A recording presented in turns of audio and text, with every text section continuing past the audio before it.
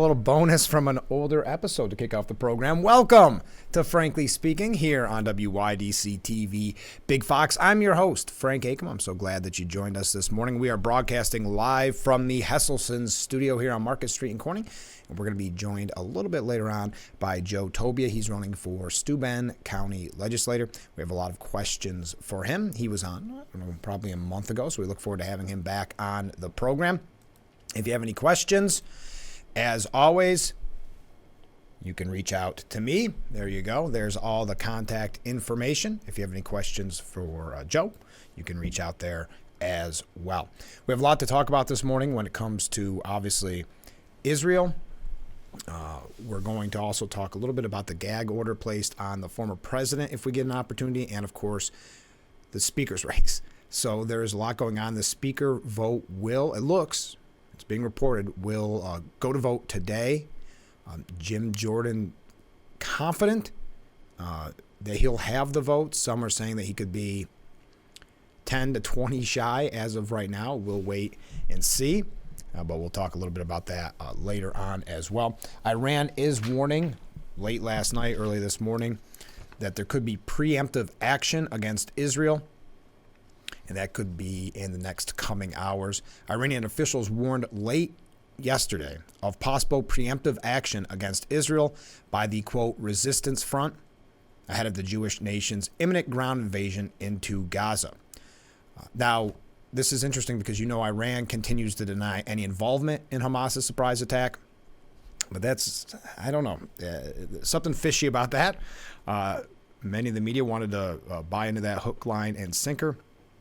I would have to say many of us may not be that confident that they weren't involved. Now, Pentagon is preparing 2,000 U.S. troops for potential deployment in support of Israel.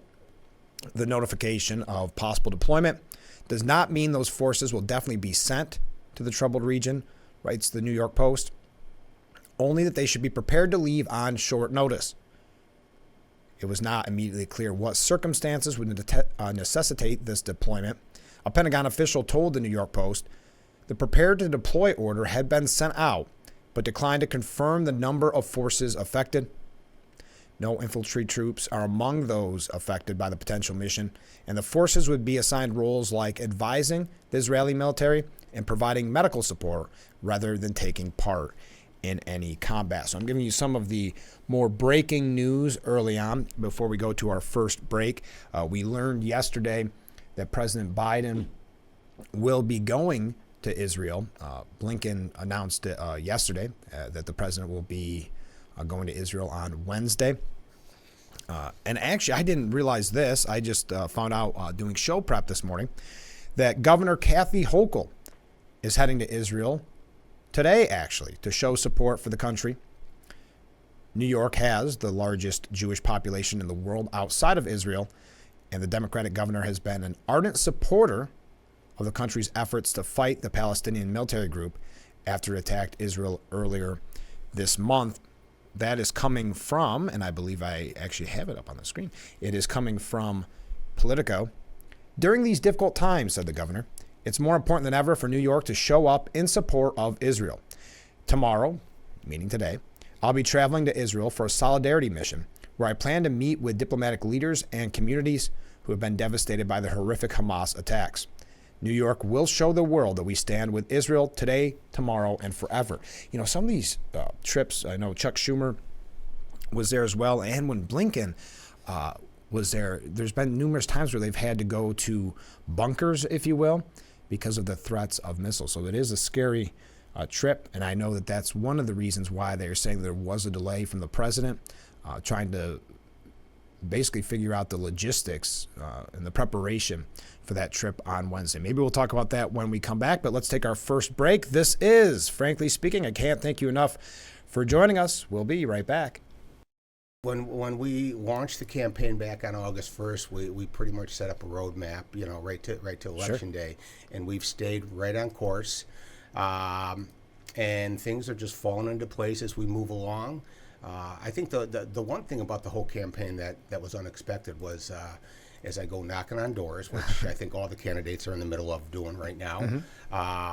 I run into a lot of former students and sure. a lot of former players and a lot former parents. And, the former students, former players, it's great because, they'll open the door and say, hey, Mr. Toby, how you doing? Yeah. And I want you to meet my daughter. I want you Isn't to meet that my great? So, that's just, that was an added part that I never expected.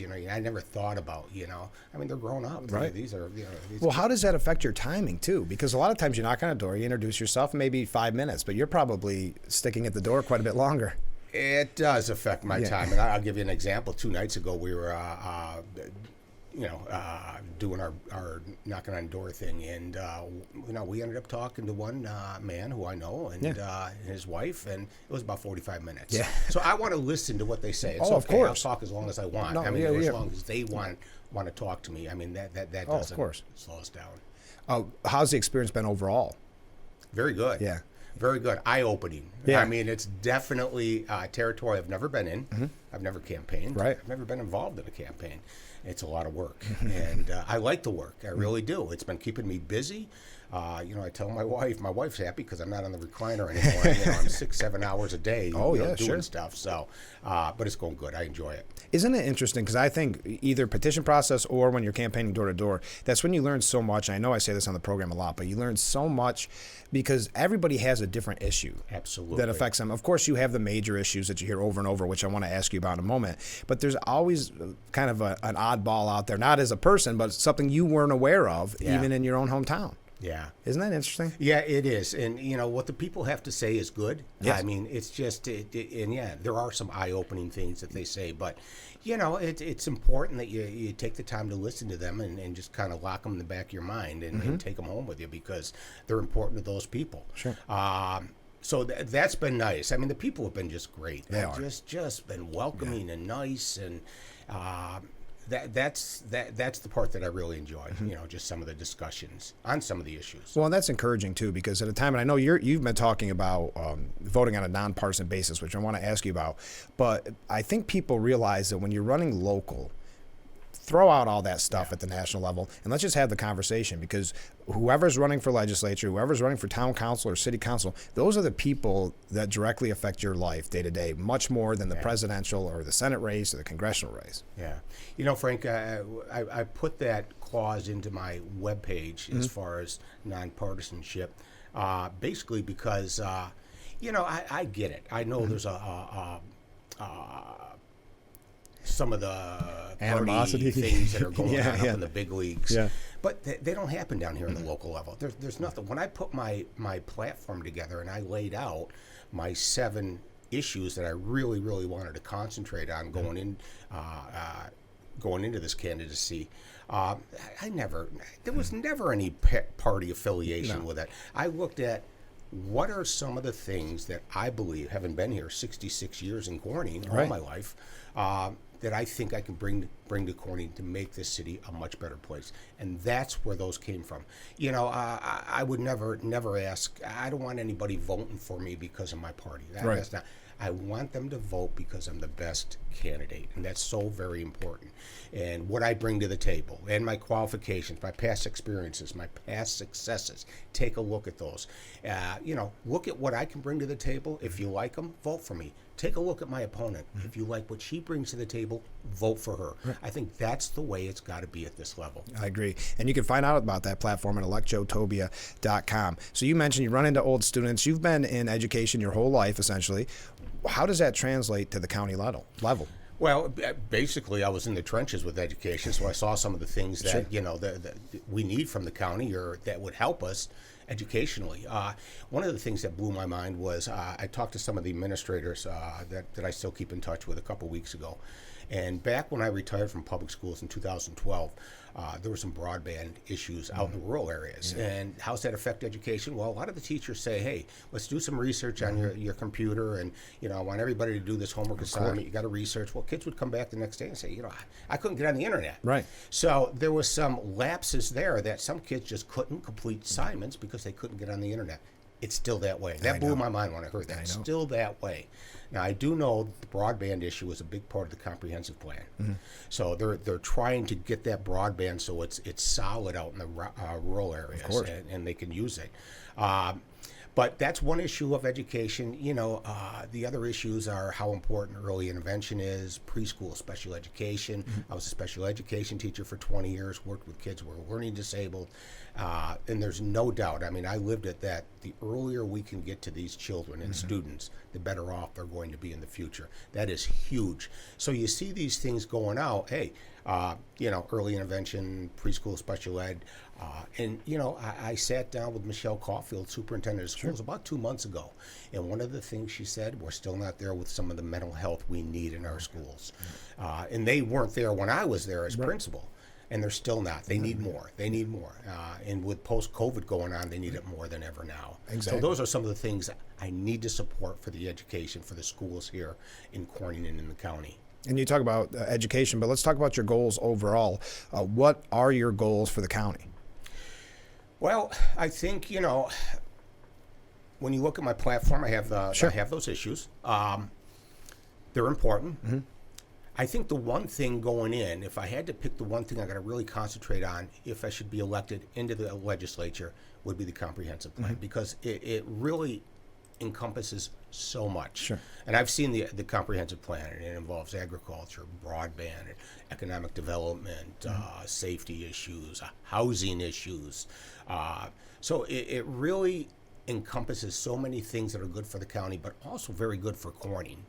Okay. And I know a lot of work went into that comprehensive plan. I know tons of work went on. A lot of public input. It was great. It was really encouraging, actually. Yeah, and actually the legislature had a number of public meetings to put this together, to hear the input from the public, and they asked them, what's important for you? Right. What's important that the legislature can do? So they took all this information from these many public meetings, put them together, and came up with a comprehensive plan. So I always have to say, I don't want to say one of the most important. An important part of it is to go in and support every aspect of that comprehensive plan, because it came from the people. It's what the people want. And like I said, I've seen it, and it's a good plan. It's a very good plan. Now, I just received a question from a viewer. I'm going to reword it a little bit, because they said, how did you vote? But how would you vote? Let's say it that way, for the identification for Sheriff Allard, and why. So basically, you've been following, I'm sure, with the legislature and what's been going on for Sheriff Allard. So I thought maybe you could weigh in on that. Let me go right to the question. How would I vote? I would never have voted for him to lose his insurance. Right. I'll say that up front. I have a lot of respect for Sheriff Allard. I have a lot of respect for Under Sheriff McNellis. I sat down with them 2 months ago. Right. We talked good 45 minutes to an hour. He told me some really interesting things. He's spread thin. I know he's very well respected in the county, me included. Yes. Okay. And that's a big difference than very well liked, you know? Yes, There's that's a big very difference true. there. And, but he is very well respected. The bottom line, Frank, is, any governing body and their staff, they've got to have a good, positive relationship. And if not, then it kind of filters out and hurts people on the outside. And we're the people. So that relationship has got to improve. It's got to get better. It should not have ever come to this.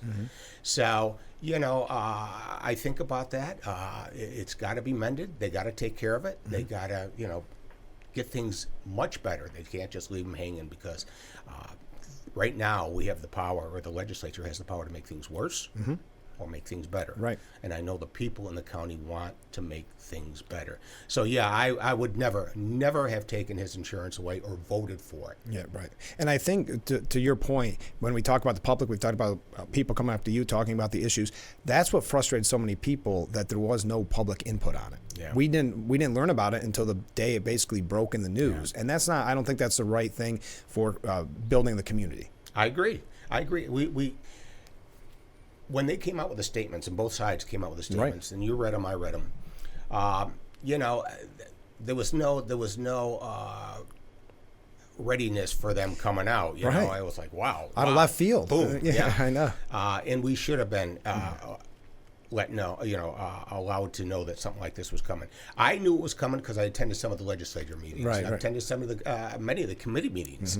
And there was some talk on it among the legislatures, and I know Sheriff Allard talked on it about a month and a half ago, and you knew something was up bad.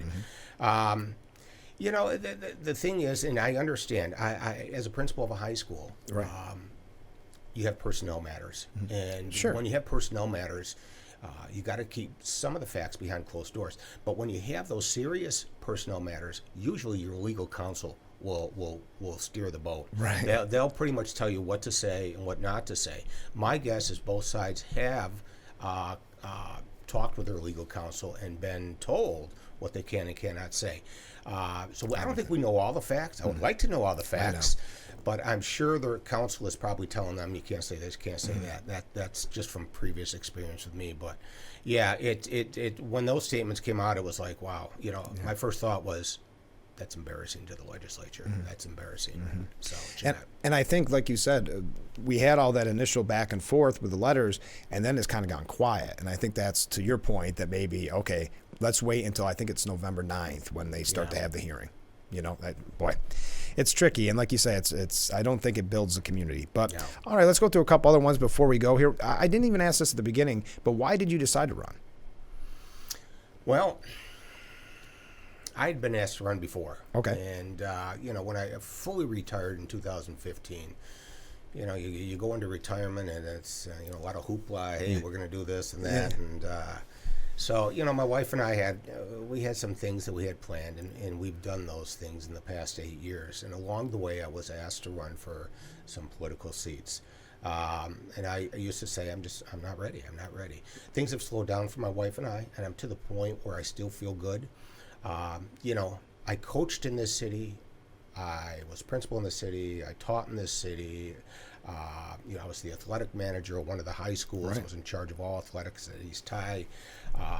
And during those terms, the people of Corning treated me as well as I could. I mean, I'm a lucky guy, Frank. I had a great career. I loved my career. I loved working with the people of Corning.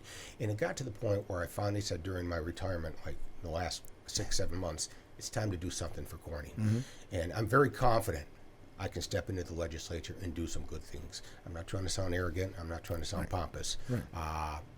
I can make some good things happen. There's not a doubt in my mind. So that's why I figured, hey, it's time to step up, get off the recliner, get some things done. So just give back to a city that I absolutely hold very dear in my heart. That's all. Do you miss the free time? No, recliner I don't. time? No, I really don't. And I'm putting in 6-7 hours a day. You have to at this right point. now, and I'm enjoying it. And I know there's probably going to have to be more time put in should I be elected. I mean, I'm looking at this as a full-time job. And I told my wife the other day, I'm applying for a full-time job here. I want an 8-hour a day job. I want it. So, anyways, that's where I'm at. Can you believe? I know the first time we had you on, but it went quick this election season. We're less than a month till the day everybody votes, November 7th. Yeah, 3 weeks today. Yeah, isn't that wild? I couldn't believe it. I was looking at my schedule to start booking guests, and I said, "Oh my goodness, we're almost out of time here." So, what has surprised you the most about campaigning? This year being your first campaign. Well, I think the structure of it, I feel like sometimes I'm coaching. You got to have a strategy. Sure. You got to go into something with a game plan. That's probably the biggest surprise, but you really got to lay out a good strategy. And like I said, we've had a roadmap right to the election day. I've had some great people working with me, some great supporters, people really kind of helping me along. I'm the rookie here. Right. But if I got questions, they're answered. People are out there helping, but it really is the structure and the work involved with it that has kind of surprised me. I knew it was hard work. Oh, of course. I knew it was a lot of work. I just didn't know what kind of work. And now with of course, out every night. Last night I got soaked, knocking on doors. It started raining. I know. But, you got to do it. You got to get out there and you got to keep knocking on the doors. And I'll do it right up to Election Day. So. And that's a perfect segue to our last question. What would you say to voters before they head to the booth on November 7th? What I would tell them is to vote for the best candidate. Vote for the person that they think can step up and help the city of Corning, New York. How they, take a look at the qualifications. Just don't, pick someone randomly. So, take a look at qualifications and background experiences, what they've done and what they can bring to the table. And like I said earlier, vote for the best candidate. If it's me and what I bring, vote for me. If it's my opponent and what she can bring, vote for her. I can't emphasize that enough. Joe Toby has been our guest. Find out more at electjoetobia.com. Thanks so much for being on the program. Thank you, Frank, and I appreciate everything you do for Corning. You are the voice of Corning, and we love it. So thank you. Hey, on that note, we'll be right back with Frankly Speaking. Stay with us.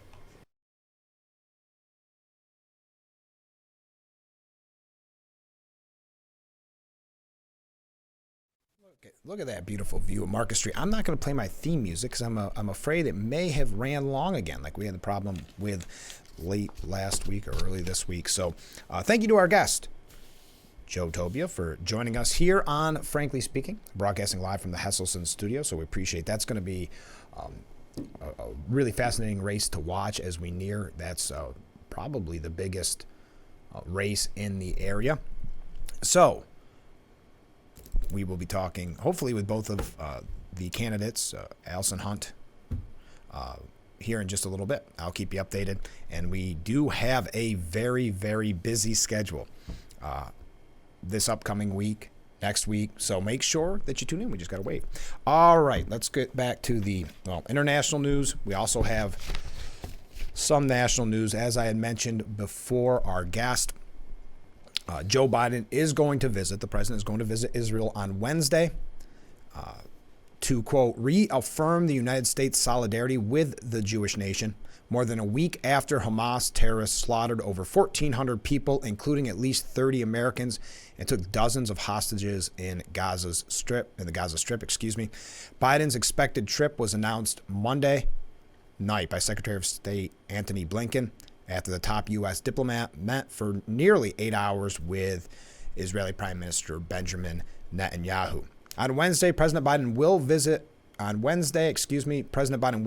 Israel. He's coming here at a critical moment for Israel, for the region, and for the world. There is a really good piece by New York Post editorial board. And the headline is, "Pray that Biden lets Israel finish the job and wipe out Hamas." And they go through where there already seems to be a little bit of waning, but let me start at the beginning, because I think it's only fair to start this conversation how the New York Post started it. Team Biden's headline rhetoric, slamming Hamas's barbaric attacks and backing Israel, has been excellent. Yet observers across the spectrum are already seeing reason to think that Washington will go wobbly before the Israeli Defense Forces finish their job. So it goes through some of the questionable things that have been said, or maybe some of the signals of weakness.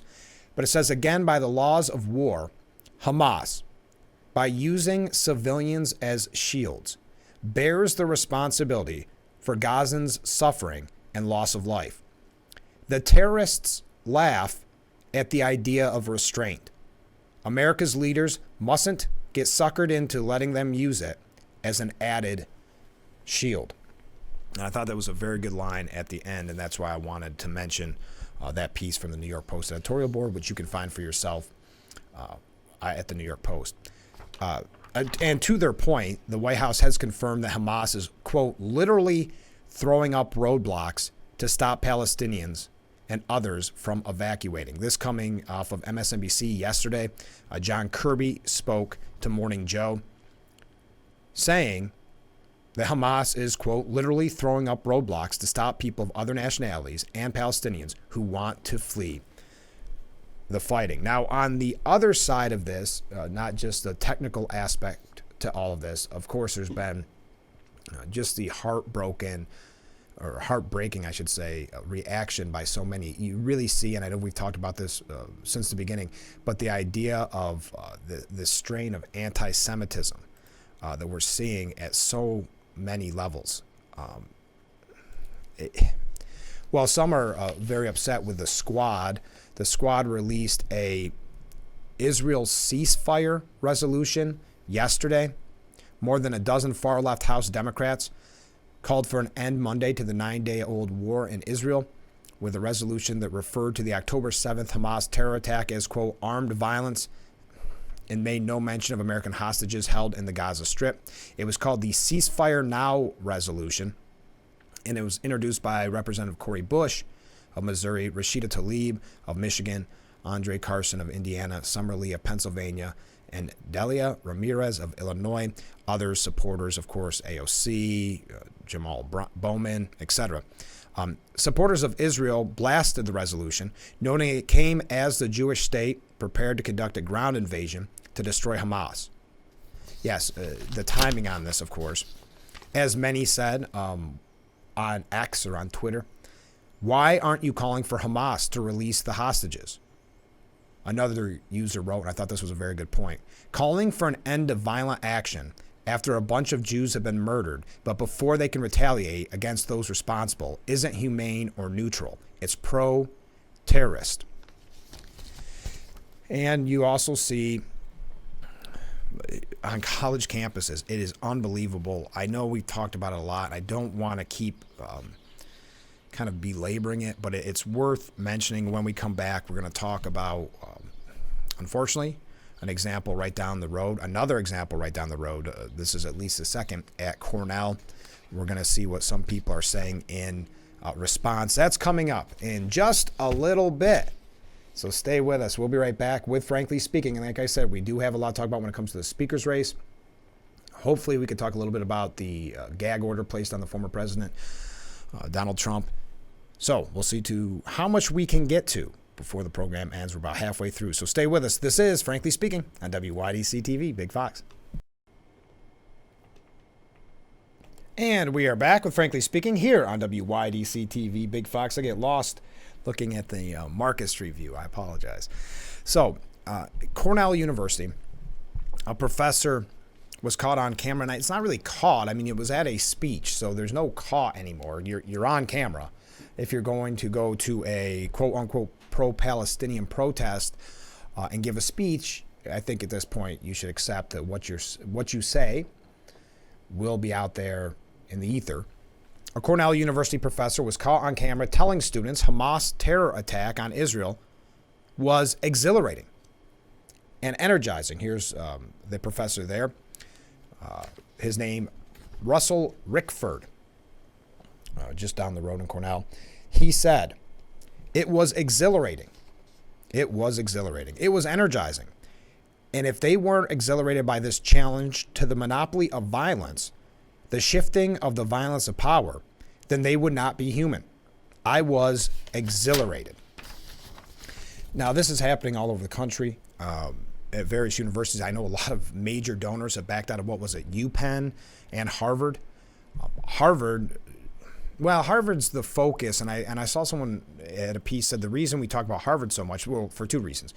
They were just recently voted, for lack of a better word, the most restrictive on free speech of any campus in the country, but also because it's Harvard. It's got that name, that reputation. So maybe that's why the media focuses on that more. But as I said, donors are backing away. Many are saying that they would not hire these students that have signed on to these anti-Israel letters. Actually, a UC Berkeley law professor maybe took it a step further, urging firms to not hire his anti-Semitic students. A Berkeley law professor is warning future employers to not hire his students, accusing some of them of being anti-Semitic in an opinion piece that was published Sunday. I just saw it. That's why I'm bringing it to you today. Stephen Davidoff Solomon, who teaches corporate law at the University of California, Berkeley, alleged that some of his students at the college promoted hate towards Jews and therefore should not be given jobs in this op-ed that he sent to the Wall Street Journal. Quote, my students are largely engaged and well prepared, and I regularly recommend them to legal employers. But if you don't want to hire people who advocate hate and practice discrimination, don't hire some of my students. Wow. He goes through and talks about some of the things that he's dealt with on college campuses. He's actually advises the Jewish Law Student Association, and he lobs some pretty serious accusations at his students. But that is a new level, but I guess maybe getting out ahead of it, as so many professors and so many administrators at these universities have went the opposite and stayed as quiet as possible for as long as possible. But as they start to lose some of their cash cows, you start to see a little change of attitudes. And I don't want to go too much into this because I'm not the biggest fan of Piers Morgan, but he has a piece at the New York Post. Pardon me. And he said, the disgusting hypocrisy behind elite schools defending the campus celebrations of Hamas terror attacks. This is a lengthy piece. It's about 5 pages, but you can find it at the New York Post. It's pretty prominent on the page. He talked about the hypocrisy, like Harvard named America's worst school for free speech. Not second or third or 154th. No, the worst in the entire country. And he goes through, like many of these articles, giving all the examples of the sickening language, the sickening speech. But he said at the end, and again, this is Piers Morgan, places like Harvard has spent the past few years brazenly and proudly denying free speech and canceling anyone who deviates from their hard left worldview on political or social issues, from the Ukraine war to Black Lives Matter and transgender ideology. And we've talked about this in the past, but the silencing of what you can't even say just conservative speakers anymore in universities. It's sometimes moderate. It's sometimes just people that have some political affiliation that's just not far enough left. But the only reason they didn't do so over the Hamas terror attacks in Israel, or the fact that 199 people are being held hostage, is because they become hostages themselves to the insidious progressive mindset that dictates that Jewish lives just don't matter quite as much as others. And I wish I could remember who had that piece last week because I thought it was brilliant. But when you think of the more liberal Jewish people, how it must be heartbreaking that you've taken up all these causes, like the ones that Piers Morgan set forth there. You've taken up all the quote-unquote right causes, and you've done all the work. You've protested, you've donated. But then when something like this happens, those same people that you wanted to be liked by, essentially, or wanted to be a part of their group, they were not there to defend you. And whether that's a celebrity that picks up any cause but then stays silent on these terrorist attacks, or whether it is the various progressives that, again, maybe you worked for, maybe you donated to, whatever the case may be, or you believed in anyway, that they were not there for the Jewish community when the Jewish community needed them the most. And I thought that was really interesting, an interesting piece that we had last week. Before we go to break, Senator Tom Cotton urges the Department of Homeland Security to deport foreign nationals, including people in the U.S. on student visas, who've expressed support for Hamas terrorist attacks on Israel. He sent a letter to the DHS secretary on Monday demanding the department take immediate action to remove the foreign nationals who the GOP lawmakers says have, quote, no place in the U.S. I write to urge you to immediately deport any foreign national, including and especially any alien on a student visa that has expressed support for Hamas and its murderous attacks on Israel. He said federal law is clear that any alien who endorses or espouses terrorist activity or persuades others to endorse or espouse terrorist activity or support a terrorist organization is inadmissible and must be deported. He also added in the letter, quote, the appalling explosion of anti-Semitism in the United States over the past few weeks should disturb anyone who shares American values. While American citizens may have a First Amendment right to speak disgusting vitriol if they so choose, no foreign national has a right to advocate for terrorism in the United States. That's Senator Tom Cotton. Let's take a short break. Stay with us. We'll be right back with Frankly Speaking here on WYDC TV, Big Fox. We are back with Frankly Speaking here on WYDC TV, Big Fox. I'm your host, Frank Akam, broadcasting live from the Hesselson studio here on Market Street in Corning. We do have to take another short break because I'm running long this morning, but I want to mention a few comments that we received from viewers. As always, you see the number on the bottom of your screen. You can reach out to me there, either leave a voicemail or send a text, and I try to get to them on the program. We can't always. Okay, here's the first one. Very happy to hear Joe Tobia, who we just spoke to a little bit before, mentioned connectivity internet in rural areas. Part of Caton still has spotty, if any, high-speed internet services after fighting for 10 years plus and broken promises. We've heard that for a long time. I thought COVID would open some eyes as many students struggled to even find a way to do Zoom, let alone do their homework.